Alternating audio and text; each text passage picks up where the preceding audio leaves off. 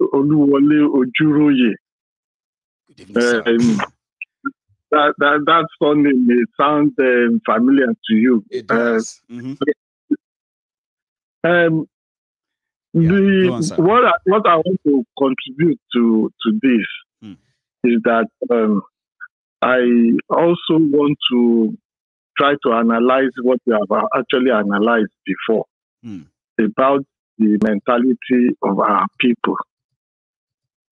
You know, the politicians are not only economically impoverished our people, but they have also mentally impoverished us by using religion and continuing to emphasize on some certain proverbs that will make you believe that it is our culture to accept things that are not really ideal to accept.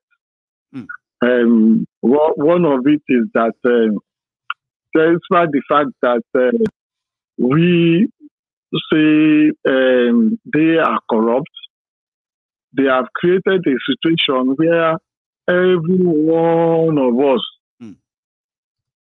as Nigerians, we think corruptly.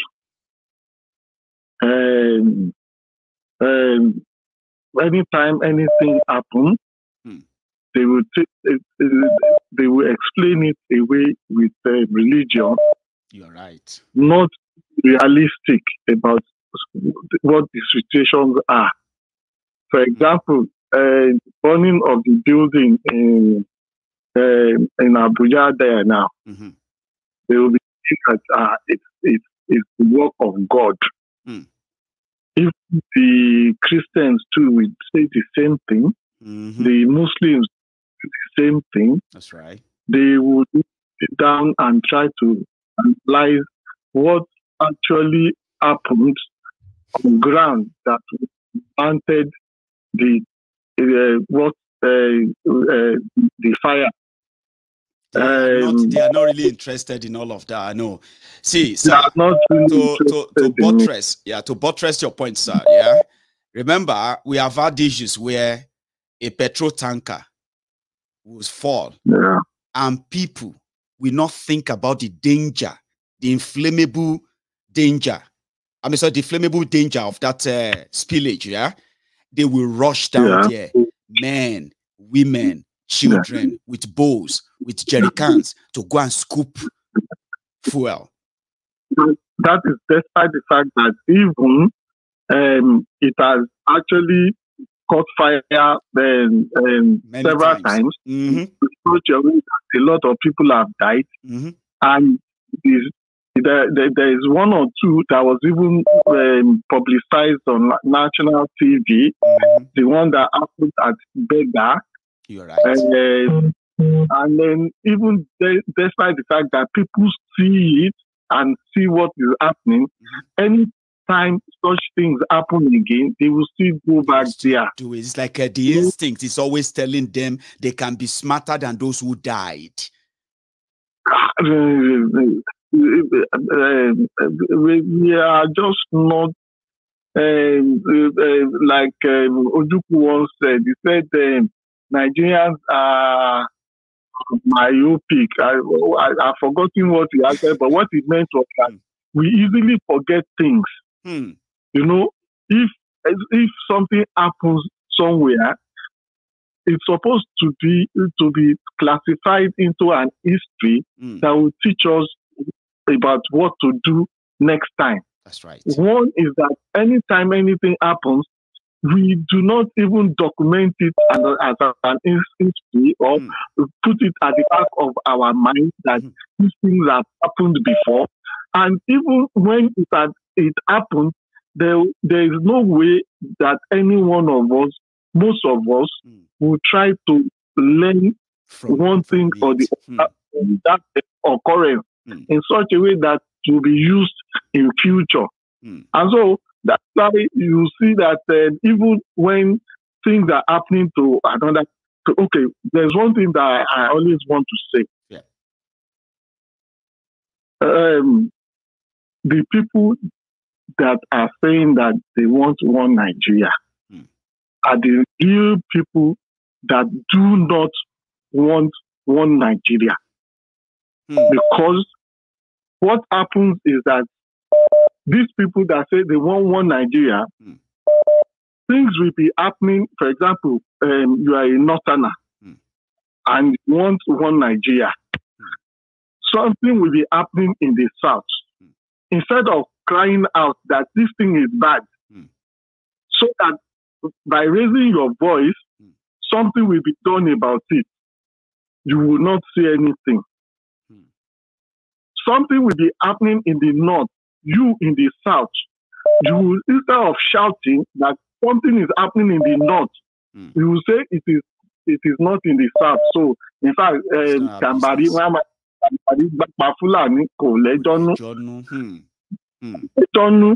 meanwhile, even if you are not even one and the same, and your ideals are not one and the same, always remember that that thing that you see that is happening there, it's going to still come and happen to you.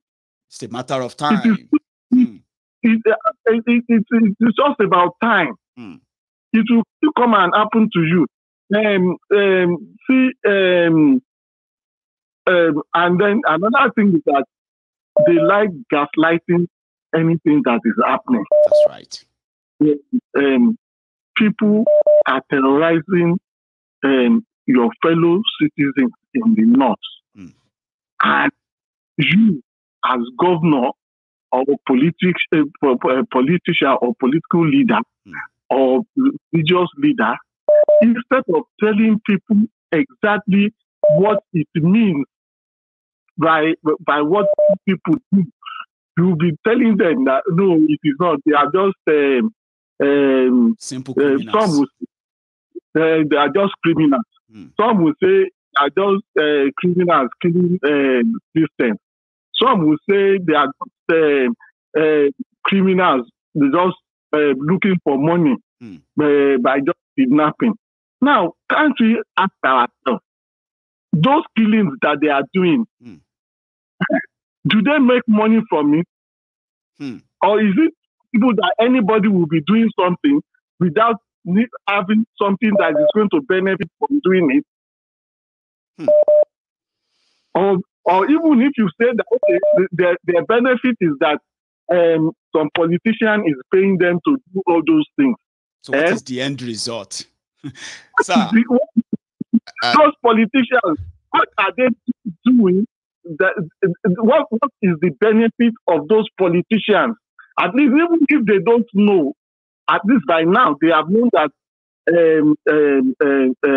what they are doing is creating so much terror that these people are gaining political power over you through terror. That means what they're doing is that they are taking territories. They are. In fact, it is an invasion. It is a war against Syrians. And it is a war against the North right now. That is the way the Yorubas still see it. But don't forget that when they finish there, just like they started from the northeast, got to the northwest, from the northwest to the north central, then in the middle belt, and trying to get into the southwest before God gave us this Igbo that raised the alarm. Yeah. See. Thank you so much, sir, because of our time. Yeah. So go on, please. Thank you for social media. Please, can you use your platform to let everybody know that their phone is a weapon? It is. If it were not for that Lady K that put the what live was happening at that night. People will it will be a different story that we will be talking about. Thank you so much, sir. Oluwole, sir. Let me take another call. We've got others too. So thank you so much for those detailed contribution, and it's a pleasure. Thank you, sir. Bye-bye, sir. Yeah. Sorry, guys. He had to wait for me to get things sorted earlier, so I had to give him that time. I have another caller. Hello, Maiyegun General. Hello there, my brother. Dadane, how are you? Jude Losoro, this is Jude Eze. I'm calling from New Jersey. How are you, Jude? Yes, I'm fine. I don't know if you've been paying attention. I've been following all the videos you've been doing. I decided to call in to bring your attention to something that I observed. Okay. Professor Yemi Osinbajo. I don't know if you saw the couple of videos he threw out there. Just today, I saw many of them. It's about Christmas, Carol, and all that. Yeah, I know. But then I sense something coming. That's a drum roll for a campaign slogan on One Nigeria. For 2023 election. You saw how he brought Cross River people to come and sing Merry Christmas. He brought the Igbo people. He brought Yoruba. He brought everybody. I saw it. He's bringing everyone. Which is very strategic. You know one thing, Jude, right? You know one thing, right? Just before I came on, I was going through my Facebook for the last time, because I do that just in case I don't want to miss something out, because once I go live, the next 1 hour or 2 hours, I'm just going to shut down from what is going on out there, right? Then I just saw that Osinbajo was uploading videos like every 2 minutes. He uploaded about 5 videos in the last 8 minutes before I came live. Exactly. And I was like, I got it. And it's mostly about Yoruba singing, Igbo singing, using all of them to say our uniqueness as a people in God. I get you. 2023. In fact, it's going to be interesting. In international politics, what I learned was that every nation, every country, they're sovereign on their own. So every country is sovereign on their own. That's right. Same thing applies to individual people as well. But now, here's where the problem comes in international politics.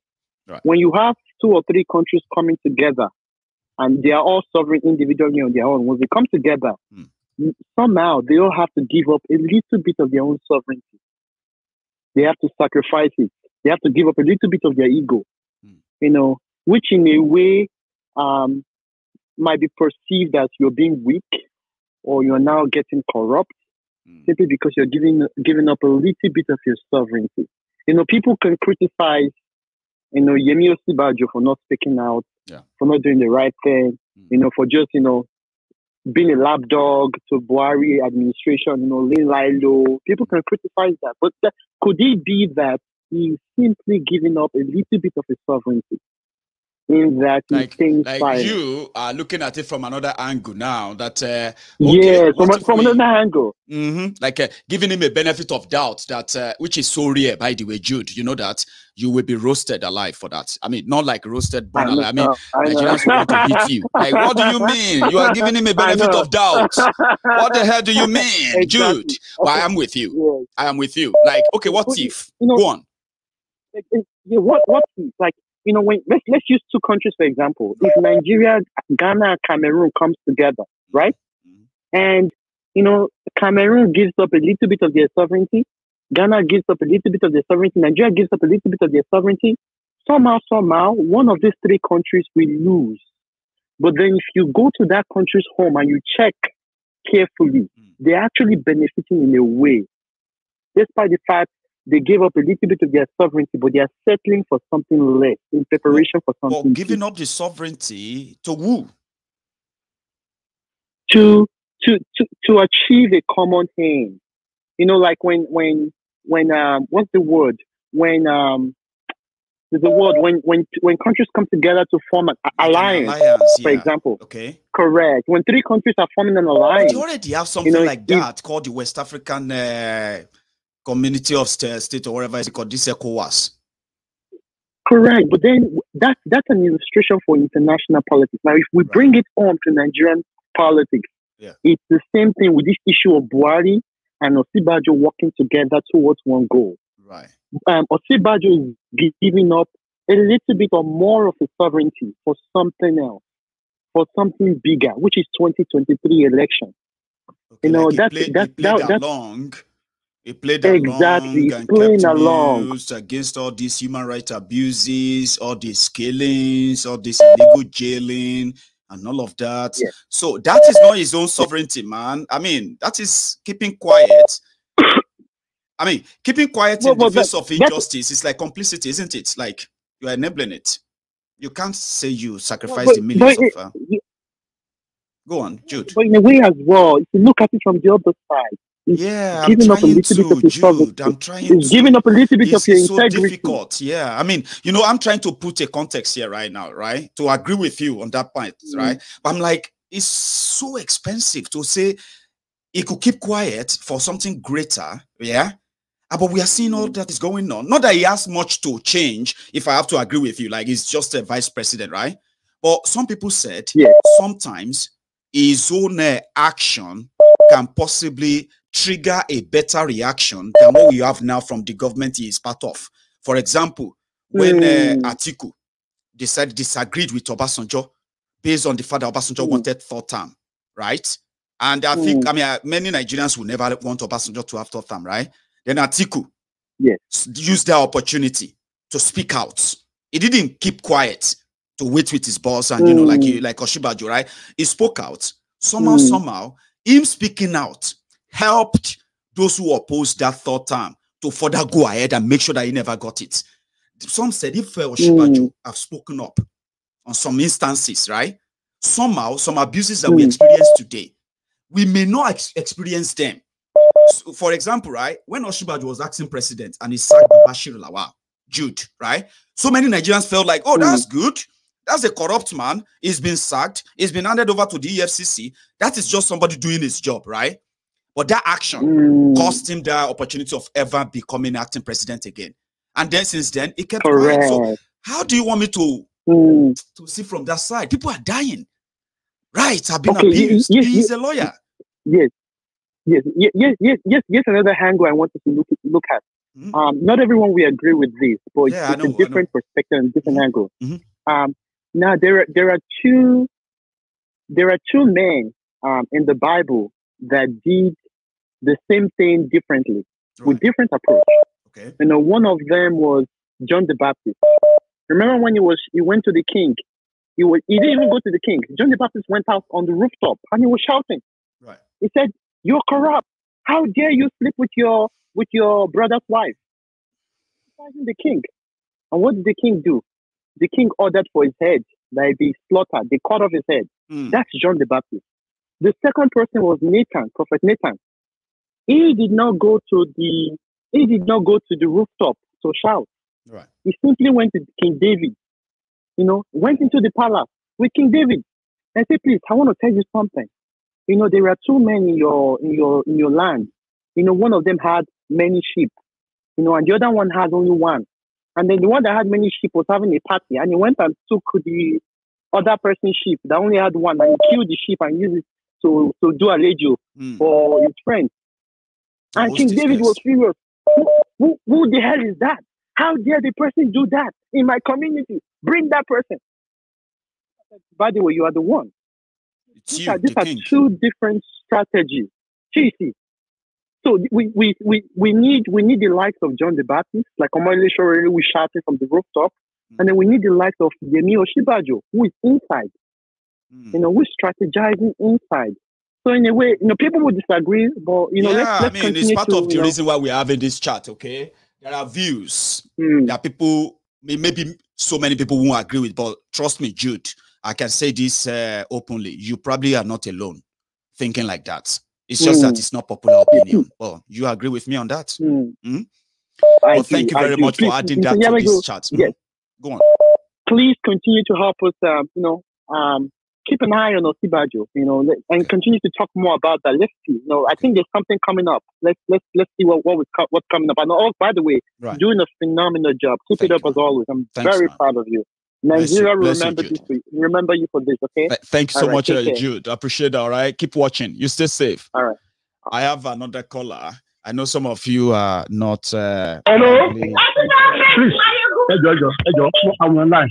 I'm online. Hello, sir. Hello. Hello. Hello, Ekalesa. That is the Alagbaola Olua, senior veteran. Sir, you are live, sir. Okay. Merry Christmas. Yes, same to you. Yeah. First of all, let me greet you for the program you did yesterday. Thank you. About Nnamdi Kanu and Sunday Igboho. God will bless you for that. Amen. Because yesterday I was trying to keep to myself. Don't talk to people. In fact, I have some fast yesterday because and that's my own way of supporting them. You know, for what they are going through on behalf of the humanity. So I say thank you again. Thank you, sir. Okay. Yes.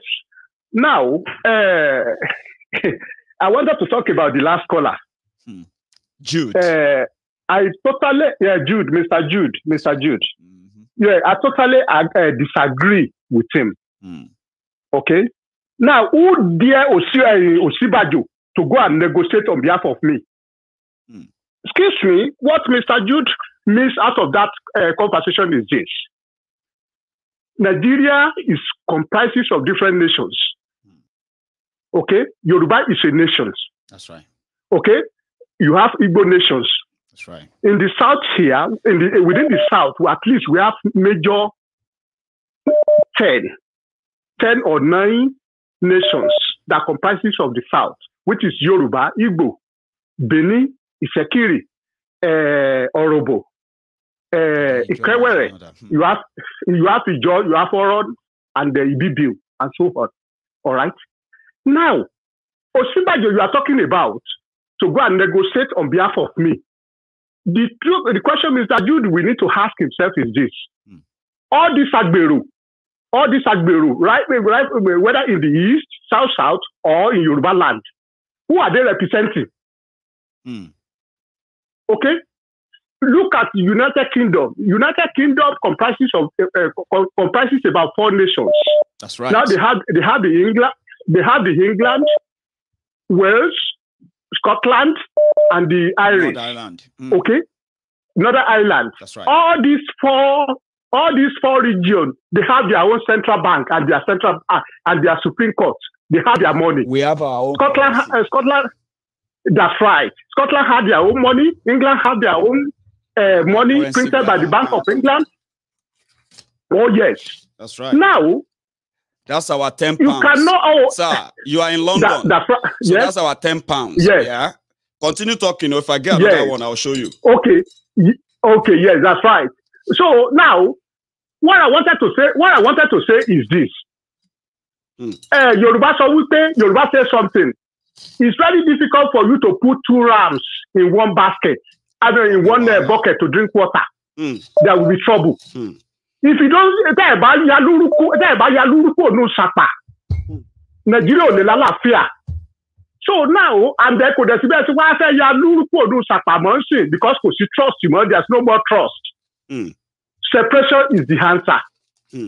Because, Maiyegun, you see, I always continue about what they call the level of frustrations. That level of frustration is coming and is going to lead to civil war. That civil war that is coming, that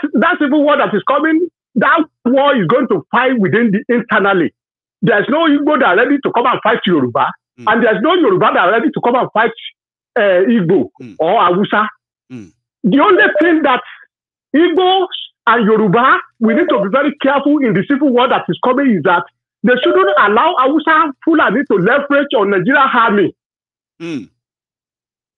Okay? That is where the unity comes in now. We need to unite because Hausa Fulani will leverage on Nigerian army to massacre us. Is that not where they are always feeling like they have the power from? Like we don't have anything, and I'm wondering that you know, people. Sir, sorry to cut you short. Yeah, you were talking about. I'm listening. You were using this country, which is UK, as a very good example. I live there. You live there, or you live there. You have your family around there too. So, in Scotland, if I was living in England, which is the biggest. Yes. So here in the UK, that we have 4 countries that make up the United Kingdom. From those who told us historically, sir, from those who told us historically, they said that was the vision that the British had for Nigeria, right? Where northern Nigeria would be like England, Yoruba land would be like Scotland, Igbo land there would be like maybe Ireland, Northern Ireland, or Ireland. You know what I mean? Then the people of maybe the people of Middle Belt, or maybe people of Middle Belt, I would say, because they created them as well. So people of Midwest region, maybe they will be Wales or Welsh. That was the plan. Maybe today, if that thing wasn't somehow truncated, sir, this is £10 from Scottish money. It is the same value with the British with the English pounds. In Nigeria, all over the world, they call it British pounds. But here in the UK, we call it.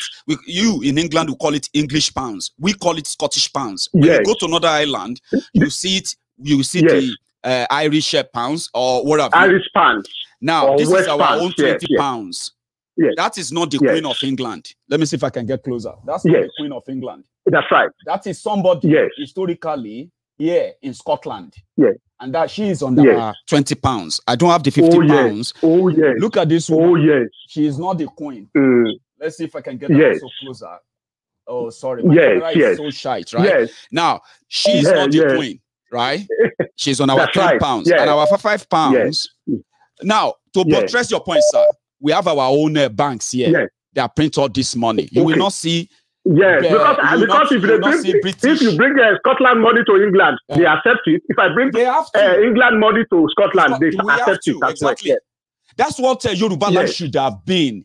And that's what we are telling people, that those who are milking, are allowing people to take everything from us, as Nigeria is, taking it to the center, then go back there and collect rubber like Bambiala every month. They will never bring prosperity to us. Now, we will not be able to defend ourselves economically. We will not be able to defend ourselves militarily. And as they control the military, like you said, they control the power. So how do we get them bridge that? You were saying something on that, sir. The way to do this, the way to do it is very simple. The way to do it is very simple. Yes, sir. All right? Because, I said this, because I'm talking about Yoruba now, Yoruba people now. What we need to do is this before that civil war comes. Because the truth of the matter is this. Like I always said, the people that are holding Nigeria into perpetuity in Nigeria, they are Yoruba people. They are not Igbo or Hausa people. Okay? And then by the time, until when we start waging war with these people, and that is where the problem is. So now, because when we get to frustration level, we need to face ourselves. But excuse me, because for example now, if Tinubu or Osibajo won Nigeria, who dare them now to continue sanction me, say I should accept one Nigeria? That is where the trouble comes. Okay? And that is why this will allow referendum. So if you say one Nigeria is what you accepted, if my whole land, in Yoruba land, I said no, I don't want one Nigeria. Let us go on referendum, let's vote. Okay? If you win, you win, then we stay there. If we win, then we leave Nigeria. But it's not Obasanjo or Tinubu or Oba Abeokuta. No man dictate for me for the future of myself and my unborn generation. That is not fair. Okay? And then quickly, before I go, please give me one chance. I want to talk because the other day when one lawyer called you about the case of Sunday Igboho. That's right. I totally disagree with that lawyer. And I think all those lawyers that they are doing this job for Sunday Igboho in the Republic, they don't listen and they don't know nothing. Let me say something to you. Yes, sir. When I talk, I know what I'm saying. I'm a computer system engineer. All right? I'm very well educated person. All right? I know what I'm saying.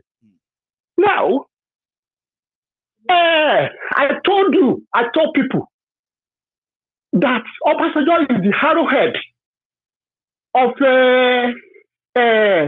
nailing Chief Sunday Igboho in Benin Republic. Nobody believes me. All right? Obasanjo is it. And that man, Obasanjo, like I said, please, this thing, I don't know if you can put my picture and my video or whatever. Let Obasanjo see my face. All right? Because I'm not saying this one under the whatever. This Obasanjo, any Yoruba that believes him, is believing him and at his own peril. The man is dangerous. The man is dangerous. Let me tell you something. America said something. They said Obasanjo is the most respected African leaders, irrespective of Nelson Mandela, whether dead or alive. Okay? So who dare the Republic for Obasanjo to go there to release Sunday Igboho? They won't listen. Obasanjo is the one that killed Bola Ige. Obasanjo is the one that killed Bola Ige. Obasanjo killed Abiola. Abiola wrote a memo because I don't know why Nigeria forget so quick. He wrote a memo about him, Obasanjo, and Yaradua. You know Abiola died while Obasanjo was still in prison, though. You remember? It was after the death of Obasanjo, Abiola, that they released him, you know? No. Maiyegun, wait. Maiyegun, wait. Okay. Obasanjo went, it's Abacha. Hello? Hello? It's Abacha that put Obasanjo in prison. That's right. Immediately they announced Obasanjo, Abiola elections. This Honorable Obasanjo went to Zimbabwe to go and call World Conference and tell the whole world that Obasanjo is not the Messiah. That Abiola is not the Messiah that Nigeria is expecting. Okay? If Obasanjo went to go and hold that World Conference and tell the whole world that a Yoruba man win the elections, and now the Northerners is trying to overrule it, we are not going to accept this. Babangida will be shaking on his chair. Okay? And Abiola wrote a memo from the prison that if Obasanjo and Sheikh Musa Yar'Adua put remove flag out of his own argument of his elections, he will become president tomorrow morning. Obasanjo, Abiola is not my man because anybody that believes in Abiola is not my man because everybody believes in hope. It's a fake hope. It's a fake hope. But what happened is that I like the way Abiola died. He died as a strong Yoruba man. Thank you very much. He didn't give up the battle. I got your message, sir. In fact, it's so clear. I get that. Yes. Thank you so much, sir, for tonight. Thank you. You have a good one, sir. Nice Thank one. You. You know, I quite get what, you know, if Obasanjo didn't condemn the emergence of Abiola, maybe Babangida won't have the stamina. He won't have the courage to announce the election that opened the door for Abacha to arrest Abiola and for Abdulsalami Abubakar to kill Abiola. I got that message. Hello there. Hello. I have somebody on the line, but somehow the line is it's not connecting. So I'll try someone else. Hello. Hey, Maiyegun, finally. Finally, my brother. How are you? It's JJ. I think you understand now. Oh, JJ, how are you, Baba? They fine. In fact, I battled this, my brother. I just finished now. In fact, he gave me some 3 points. Before I go on too long, you see that last comment about Abiola and Obasanjo. I will tell you one secret today that every Nigerian should remember. Do you remember that in early 90s, when Obasanjo was contesting for the United Nations Secretary General, Abiola was a second-hand or close-hand man of Bill Clinton. If you remember, inauguration ceremony of Bill Clinton at White House, Bill Clinton was at the front, Abiola was at the second. Agor was at number 3, lining up into the ceremonial hall. If I'm lying, let people go and search on YouTube.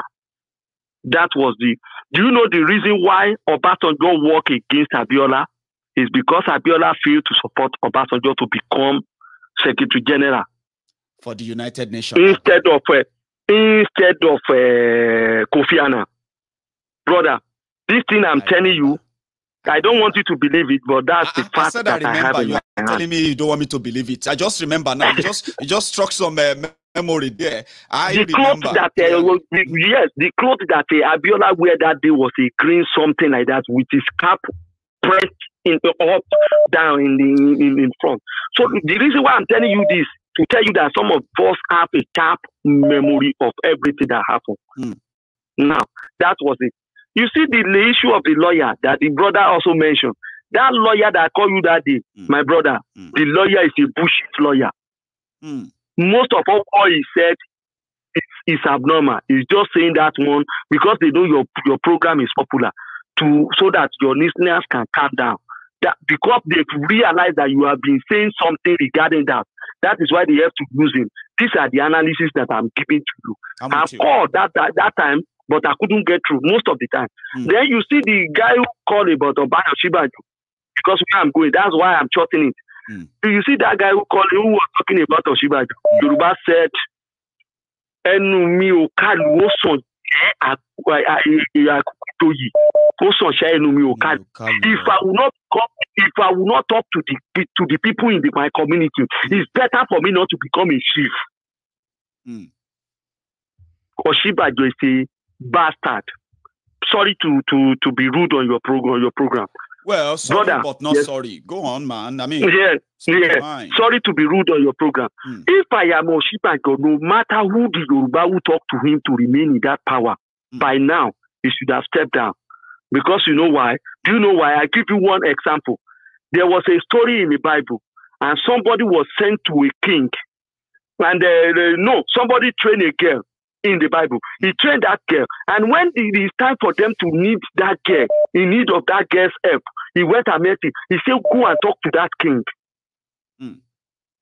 He said, "It is your time now to talk to your." The girl was panicking, shaking, because he's a pagan. He's a what they call it, a beauty pagan. Beauty pagan. That's how he become a wife of the king. Pageant. Yeah, okay. That's that story. Then now when they now discuss about that issue, the girl now say, "Well, if I would die, I would die. They should go and pray. Then I will go and talk to the king." That should be the position of Oshibaju. If he's a true born Yoruba man, that guy. Let me leave it for that. I don't want to be too deviant. You see all these opens or the mama Easter brother. JJ, you see how some of these things are always like they are hiding in plain sight. Like what is going on in Eastern Nigeria and those behind it. I'm wondering how people can really pick that to see these characters. Brother, they don't understand. They don't understand. You know what? There's something going on, and what is going on is very, very simple.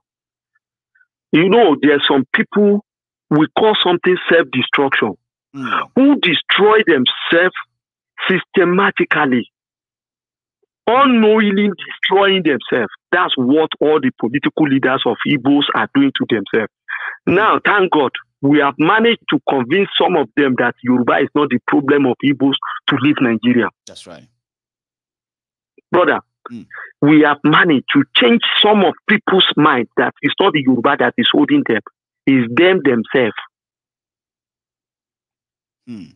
Now, brother, there's something going on in the East, and it's unfortunate for them.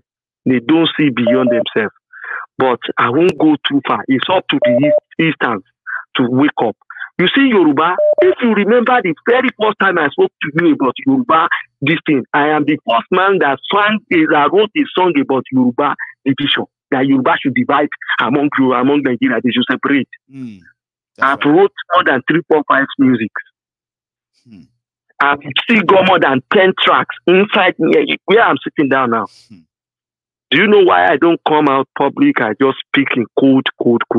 Because when you know too much, you don't need to reveal it too much. You only look at people and make a fool of them when they talk.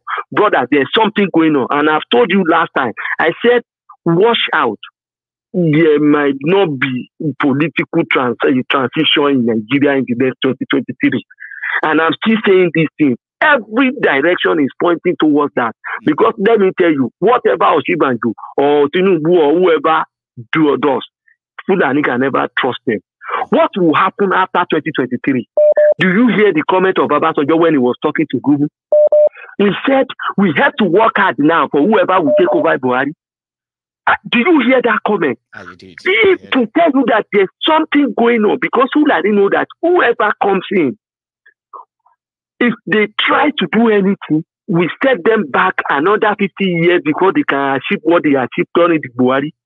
And Buhari is, let me remind you, Buhari is the last strongest man that holds the ship. Once Buhari sinks, Fulani will be extinguished in Nigeria, in the old Africa. Mark my word.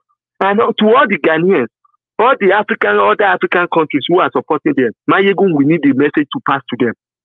And the message should be, if you help Fulani to take over Nigeria at the expense of British, once they're done with Nigeria, remember that Nigeria is a very big country. The army of Fulani is coming over to you, because what they have done to Fulani will never forget. They won't forget. I've lived in 8 countries in the world. I've lived in 8 countries in the world. And I've spoke 4 good, solid languages. Russia, Germany, Arab, and Turkish. Brother, I was so fortunate that I work in the highest place, offices. I know the secret, most of the secret that people can never imagine. If you see me, do you know that when we were doing the protest, when Buhari was in London, do you know that I was there? Really? Do I come to you? I don't come to you. I stood back looking at. When you did all what you did, I joined them and protest my own, and I come back to my house. This is who I am. Because there's a lot of things that people don't understand. Some of us observe from it, but tell our brothers who are the Eastern, they should be careful. They should be careful. And then, finally, you see, Igboho, brother, I will tell you something.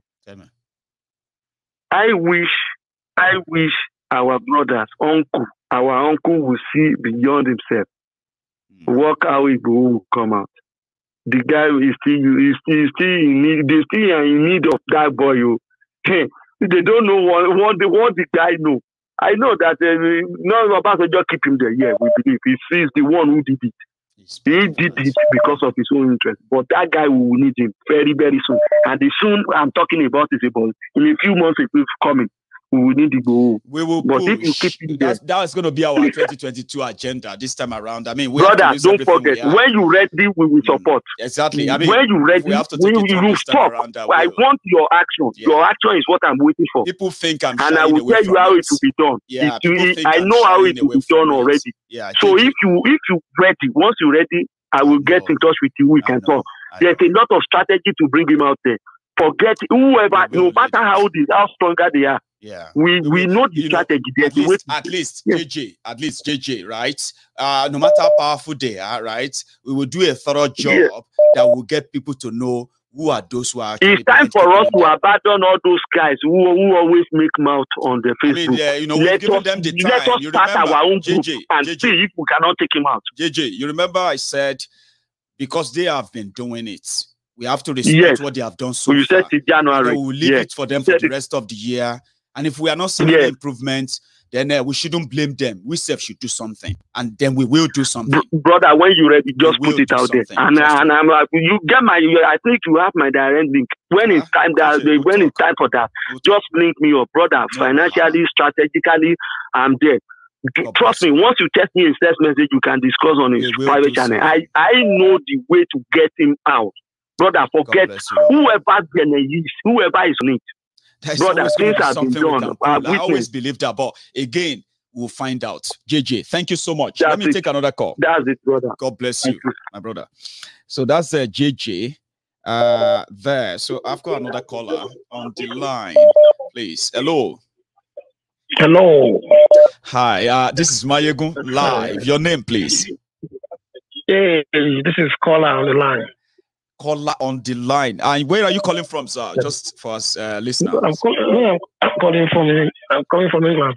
He's calling from England. So, sir, you're live. Yeah, please go on. Maiyegun, I listen to you a lot, and I so much like the way you do your things, and I'm so happy to see you doing this. And I listen to you a lot. Thank you, sir. You see, one thing I want us to take note of. I want you to take note of this Sokoto Kadifet. What's it called? This what do you call this? What do you call this Sultan of Sokoto? Sultan of Sokoto. Okay, their leader. Do you know that Sokoto? Do you know that Sokoto is used to be called Gobir? And Gobir is the real name of Sokoto. Now, lately, that terrorists have been attacking villages, chasing people away, renaming them. Right? And some people said it's impossible. And I'm like, do you know Sokoto was not Sokoto? It was after the Fulani conquered Sokoto that they turned Gobiri to Sokoto. Go on, sir. Just touch your chip down. You want to say something? Yeah, fine. You know, what I really want to say is that we should take note of this man. You know, the last time they did the meeting, the Northerner did the meeting. You know, he was the one that instead of let the political to talk, he was the one that took all the responsibility of talking to the whole nation. Do you know that? I remember. He was the one having. He was adding the OD and called the whole things, and it was like everybody was like they just stand up and putting their hand behind themselves, and he was doing the talking. You have to be careful of this very man, this very called Sultan, and it's the same thing he did to Obasanjo. And both of them are talking. These people are very dangerous. We should need, especially this Sultan, we should take care. We should be very, very careful of him. He's ready to divide the country. He's ready to do anything. That the countries they say, well, whoever wants. One thing, he's also the one who said that if they had told the whole world how many people that are dying and getting killed by terrorists in Sokoto State alone, that they are burying a day, the Nigerians will scream. And people are like, if those people that are being killed are member of his immediate family, would he keep quiet? He will not. So they are burying people, they are keeping it away, and they are praying for one Nigeria. It's ridiculous. Very, very ridiculous. To tell you this man is dangerous. And Obasanjo, I said, just for the guy Obasanjo, I think God will go to deal with him. There's no doubt about that one. The winter one, but particularly I have to take, because this guy is very young, and you should take note of him. The way he's doing things, you have to be very, very careful of him. Very dangerous one. That's number one. Number two, you see the instance. Only God can tell. Because these people with the instance, look at, I mean, they've killed some, you see, because what I heard the other time was that a couple of hours ago, they said they just kidnapped the guy. In-law of this guy. They killed him now. Is that what you say? No, he's not been killed. I'm saying if he was to have been, you know, did you see the video where he was arrested, kidnapped? Did you see it? Yes. They said they was plebiscite. Yeah. You know, when the news broke out first, sir, right? It was government kidnapped him. It was like a minute, an hour or 2 hours later. The police now said, no, he was not kidnapped. Oh, we arrested him. It was not. Right? Now, we're now saying that if to say the guy died when they were dragging him, shooting gun, doing all of that from that church, they would dump his body somewhere on the road path, and they would say IPOB killed him, unknown gunmen killed him. Unknown gunmen killed him. And we would have been sitting down here saying, no, it's not unknown gunmen. It's not possible. And many people would be like, Maiyegun, who can't kill him? No, they say unknown gunmen grab him, but it's the police working for the police, yes. Working for the government. So we are, I don't know, they were so tight. Everybody, everywhere now in the country is like, I don't know how to call it. Everybody for himself. It's going to be everybody's turn. Yes, it's true. Different time, Danny. That's exactly what is happening now. Now, Maiyegun, I so much appreciate you guys. I like what you do. But at times, when I enjoy you most, you know when I enjoy you most? Tell me. You know when I enjoy you most? Please. I enjoy you most when you start arguing with yourself. And you say, oh, no, this is like what you are saying. You know, sometimes I can be dramatic too. You know, it's not easy. Exactly. I am the director. I know. I'm the director of photography, engineer, the settings, the everything. So sometimes I talk to myself because I feel like all of you are sitting before me. You know what I mean? So yeah. Yeah, I know. What's like about that? You all crazy.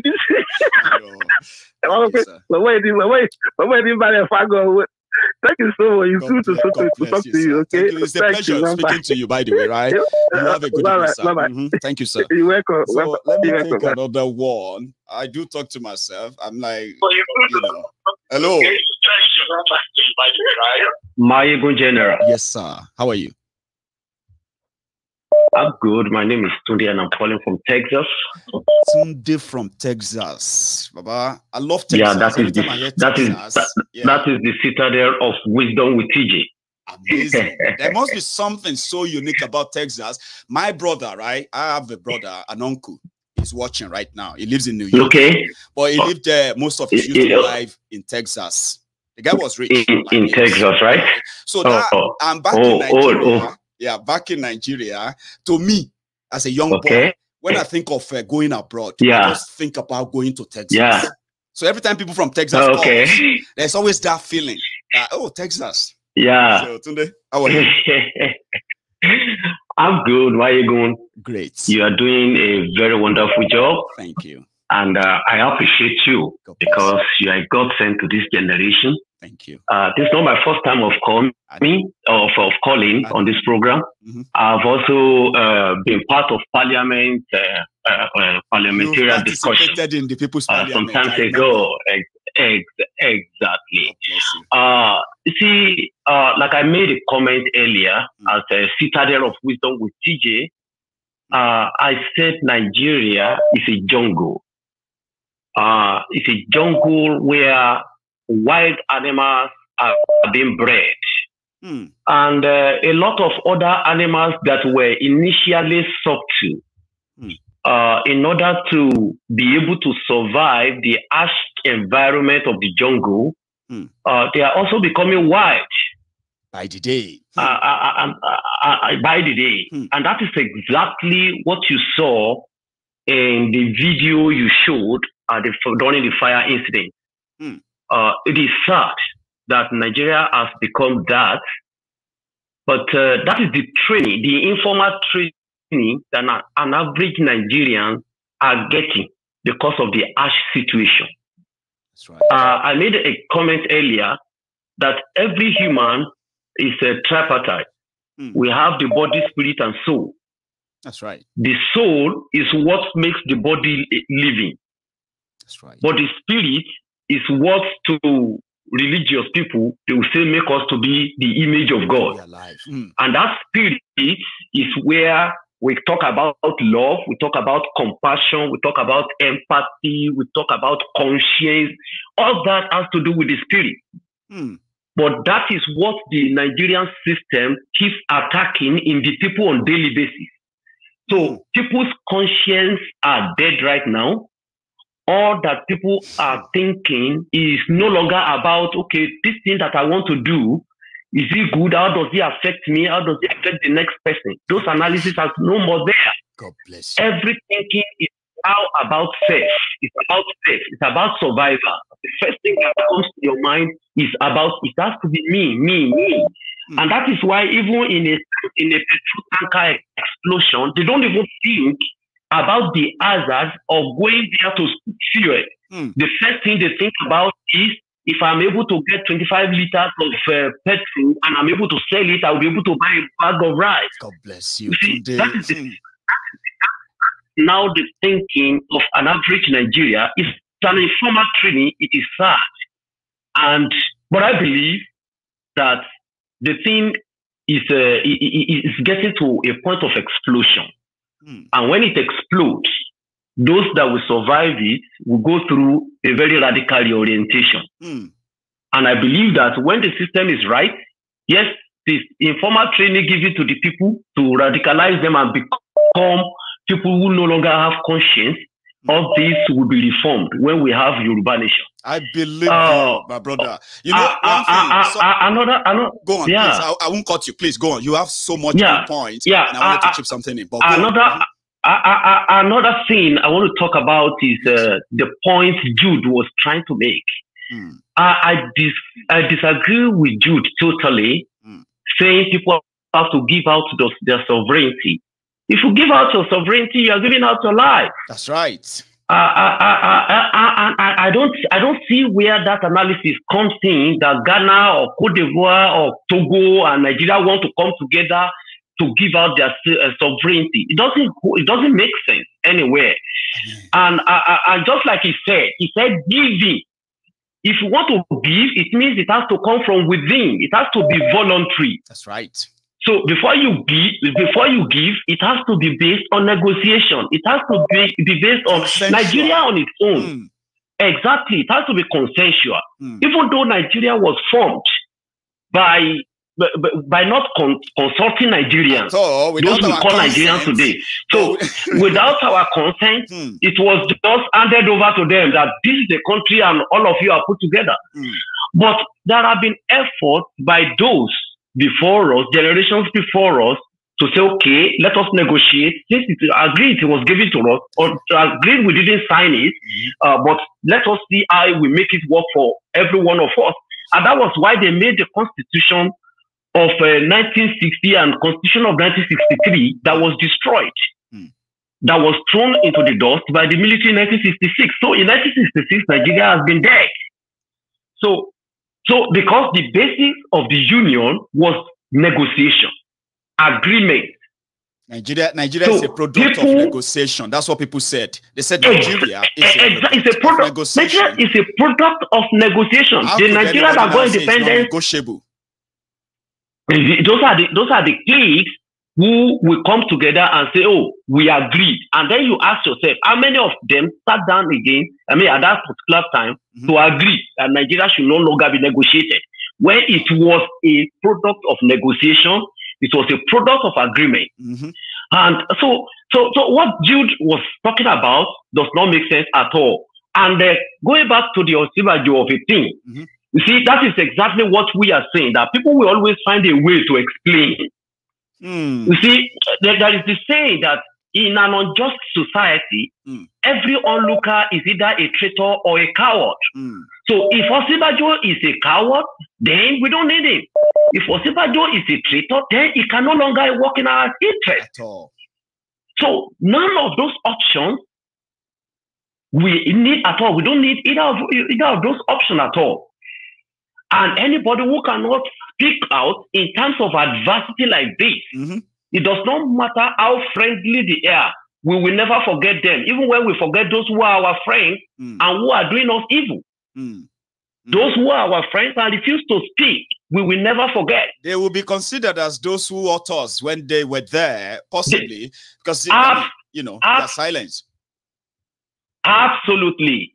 Now, on the last note, because of other callers, I want to say today that Okorocha is having his own breakfast. Absolutely. Breakfast.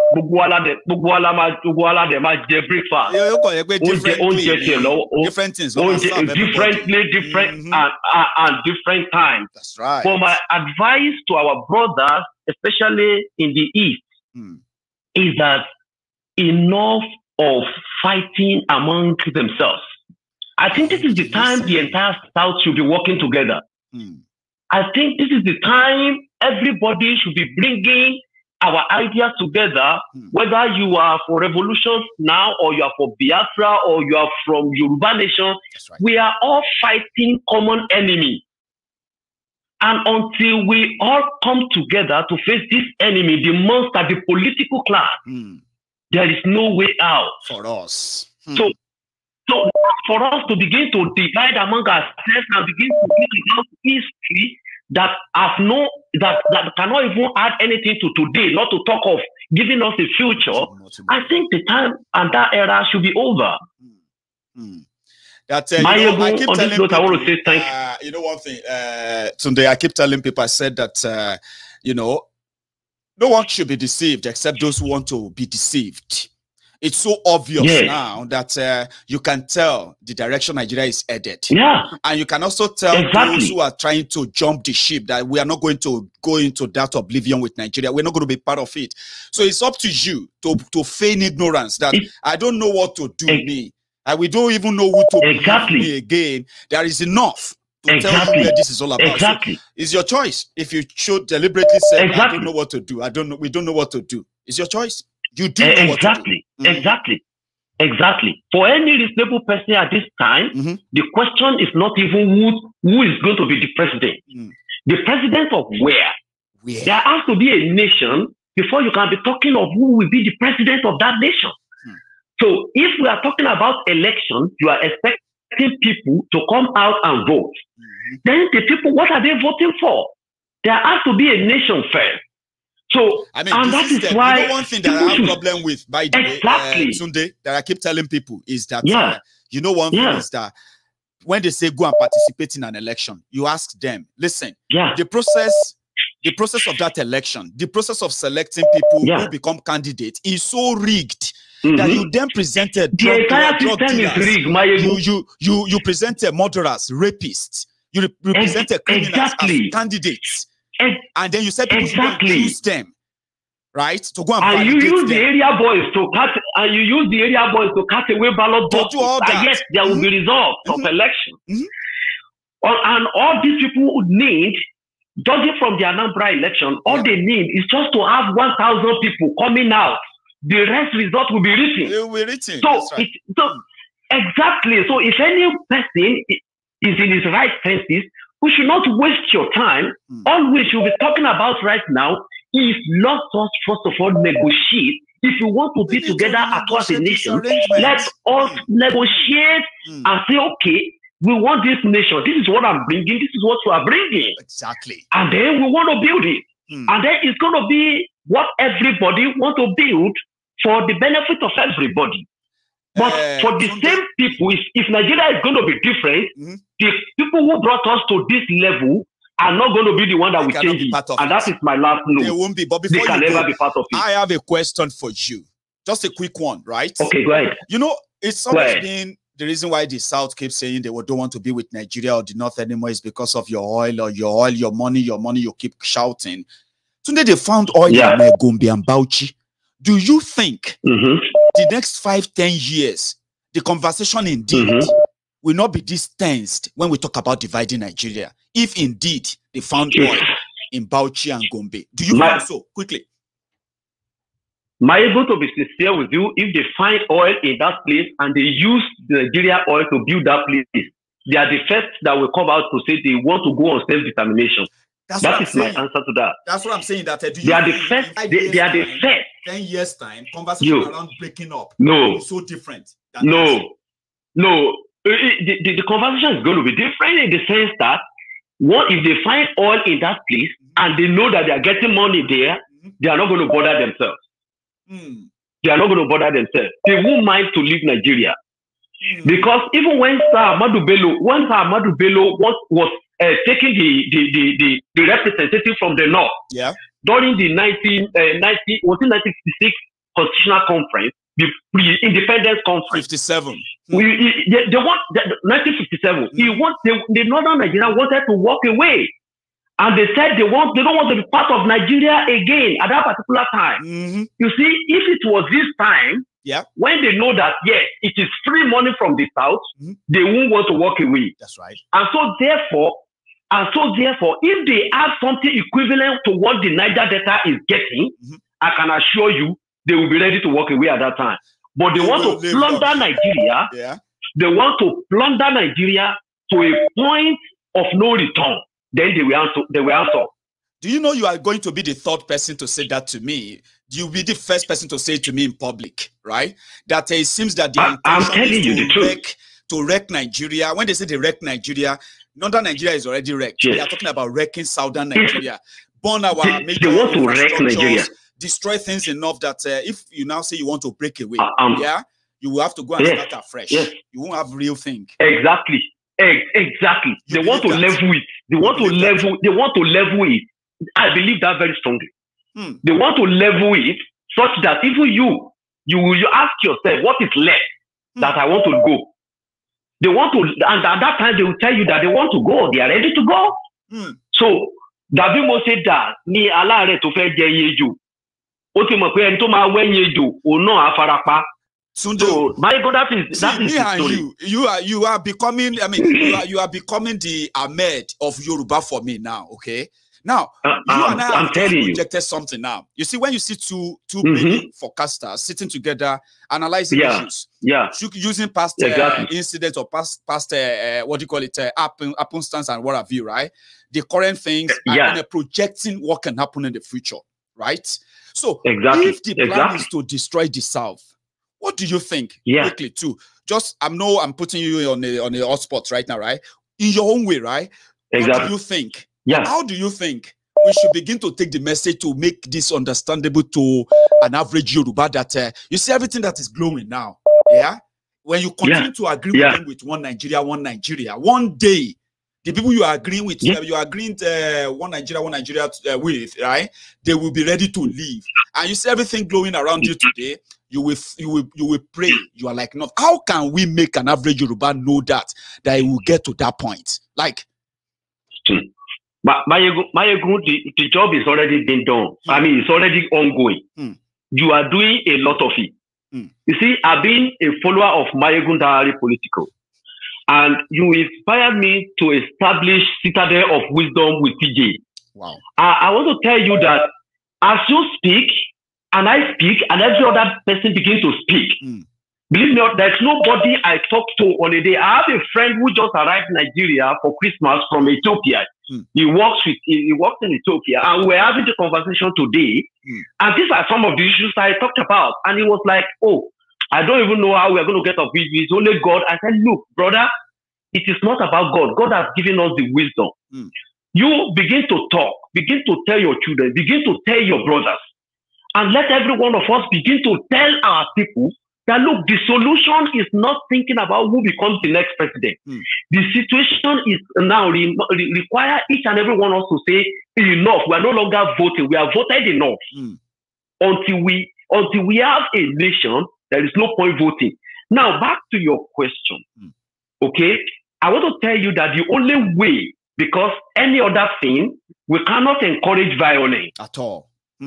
Okay, because we want to minimize casualty. We already have a casualty in that country. We do. On daily basis, people are being killed. The system is rigged against us such that nothing is working and people are dying. That's right. So, but we don't want more casualty as a result of what you and I are trying to do. Now, we can work behind the scene and draw up strategy on how to move forward. But this awareness is going to do the bulk of the job. Because when everybody comes to his level of self-consciousness, that look, I'm wasting. I told a man yesterday, I said you were born in the year of independence. And as you were growing, you had hope. Now you are a grandfather. The hope that the country that you were born in, newly born country, on the year of newly born country then. That you were singing national anthem with pride. I said you transfer that hope to your child, and that your child now has our own children. Yes, our children who are now your children, they don't even have hope in that same country. So your own generation has been wasted. That of your child has been wasted. And if care is not taken, if you don't fight for it now, your children, their generation is also at stake. So it is important. It is important for everybody to become a preacher. And when we become a preacher, and this word begins to go into the mind of the people, we just need to get the number. We just need to get the number. Because Nigeria is an inflated balloon at the moment. About to burst. So there is no way, the way it is going, it will burst. And we will still come back to the issue of referendum. Absolutely. Whether they like it or not, we'll get to that point. So that is when people will know the value of what you are doing. Because that awareness is what will inform the choice the people will be making at that time. God bless you. Today, thank you so much for tonight. Okay, you're going to be my last caller, and it's been a wonderful 15 minutes I've spent with you tonight. Okay, thank you. It's my very great pleasure with you, Maiyegun. So, and I hope I'm lucky next time again. So, you have a wonderful evening. All right. And you too, Maiyegun. Thank you so much. Good night. Yeah, that's good night. It can't be better than that. That's so deep and detailed, and I hope you all enjoyed it too. That's where we're going to draw the curtains. We are over 2 hours over our time. I wish we were more than this, but good enough to every one of you who stayed back to this hour. Thank you. And when we get to that point where the UK time and Niger time will be same again, maybe I can then get all my audience back, because that has cut our audience by more than half because of that time difference. But nevertheless, I am so grateful. I'm grateful to every one of you who tuned in tonight, the callers, the contributors, commentators, and everyone. It's been a wonderful evening. Take your time to watch this video from the beginning again. Watch the first part where I was just doing my ranting, okay? Watch the second part where my friends, you and others, those who managed to get in, contributed, greatly to the conversation. I'm going to see you some other time. And, as usual, my some other time can be any time. Once I have something to say, I will turn on the camera. So thank you so much for your time. Like that video before you go. Share it if you haven't. Please subscribe onto my YouTube channel. Guess what, right? It can't be like, say, I have taken every subscription I'm supposed to get forever. Like, come on. Get new guys on. Tell them about Maiyegun. We need to grow here and possibly grow the message. Finally, please, if you want to listen to Maiyegun's Diary in audio formats, go on to my radio platform, diasporaradiointernational.com. Type it on there, and you can listen to everything I've been saying in audio, okay? And you can also listen to several other contents that are up there, old, new, coming up, and the rest in audio formats, okay? Take your time, visit. I'm going to see you some other time. Take care and good night, everyone.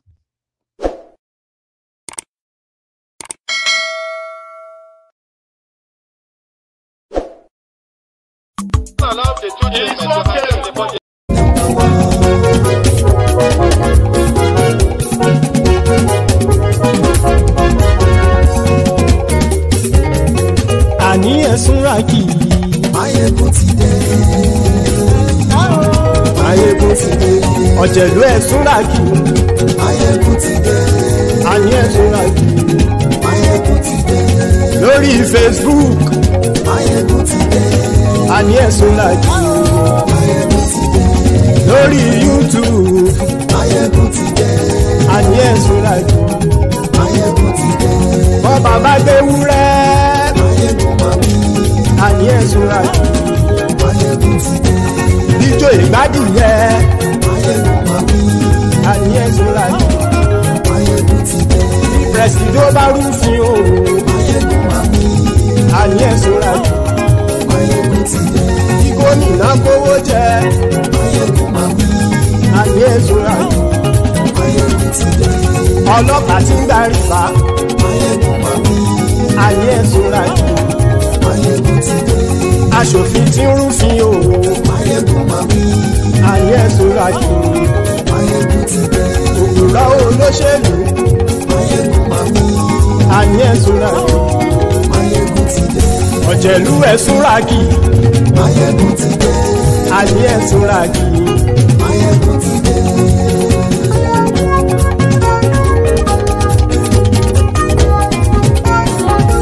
Maiyegun ti dé. Gbogbo ọ̀jẹ̀lú ẹ̀sùn ràkì. Maiyegun ti dé. Gbogbo ọ̀jẹ̀lú ẹ̀sùn ràkì. Ṣùgbọ́n ní bá ti ṣe èyí tó yẹ kí wọ́n ṣe, ọmọ bá dèrò ní fi wọ́n níran o. Maiyegun ti dé. Gbogbo ọ̀jẹ̀lú ẹ̀sùn ràkì. Maiyegun ti dé. Gbogbo ọ̀jẹ̀lú ẹ̀sùn ràkì. Ṣùgbọ́n ní bá ti ṣe èyí tó yẹ kí wọ́n ṣe, ọmọ bá dèrò ní fi wọ́n níran. Wọ́n fowó bẹ́ẹ̀ o. Maiyegun ó sọ pé wọ́n ò fẹ́ bẹ́ẹ̀. Wọ́n fowó bẹ́ẹ̀. Maiyegun ó sọ pé wọ́n ò fẹ́ bẹ́ẹ̀. Oníkan ṣáàtì ṣe èyí tó yẹ kí wọ́n ṣe fáwọn ará ìlú tó gbé wọn débẹ̀ o. Maiyegun ti dé. Gbogbo ọ̀jẹ̀lú ẹ̀sùn ràkì. Maiyegun ti dé. Gbogbo ọ̀jẹ̀lú ẹ̀sùn ràkì. Ṣùgbọ́n ní bá ti ṣe yìí tó yẹ kí wọ́n ṣe, ọmọ bá dẹ́rọ̀ ò ní fi wọ́n níran. kì máa yí ṣeré ọ̀rọ̀ yìí kì í ṣẹ̀fẹ̀ kì máa yí ṣeré ọ̀rọ̀ yìí kì í ṣẹ̀fẹ̀ ẹni bá ti lè lẹ́bọ̀ lẹ́rù o ọmọ bá dèrò kàṣàyè tú wọn síta. Maiyegun ti dé gbogbo ọ̀jẹ̀lú ẹ̀ súnra kí. Maiyegun ti dé gbogbo ọ̀jẹ̀lú ẹ̀ súnra kí. ṣùgbọ́n ní má ti ṣe yìí tó yẹ kí wọ́n ṣe ọmọ bá dẹ́rọ̀ òní fi wọ́n ní ràn.